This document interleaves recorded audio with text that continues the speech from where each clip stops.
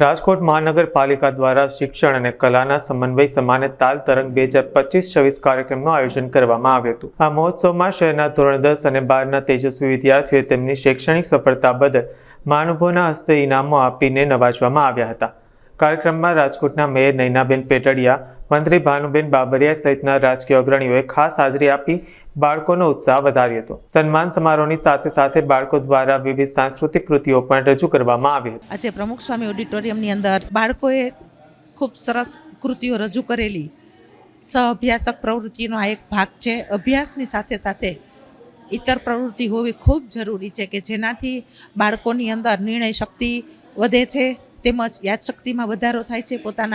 પોતાના હાવભાવ છે આની અંદરથી ખીલતા હોય છે અને એને આ બધા કૃતિઓ રજૂ કરવાથી એને જે પ્રેક્ટિસ કરવાની થાય એ પ્રેક્ટિસમાં પણ એ ખૂબ સફળતા મેળવતા હોય છે।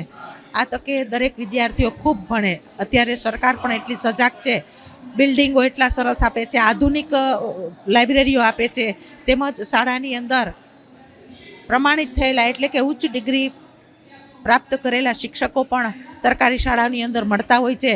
ખરેખર બાળકો ખૂબ ભણે તો પોતાના ભાગ્યના વિધાતા પોતે છે।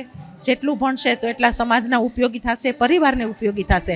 આ તાલ તરંગની અંદર રાજકોટ માધ્યમિક અને ઉચ્ચતર માધ્યમિક શાળાના બાળકોએ ભાગ લીધો છે। આચાર્યો, શિક્ષકો આ બધાને હું ખૂબ ખૂબ બિરદાવું છું કે આવા નવા પ્રવૃત્તિઓ કરતા રહે અને અભ્યાસની અંદર ધ્યાન રાખતા રહે। અસ્તુ ભારત માતા કી જય।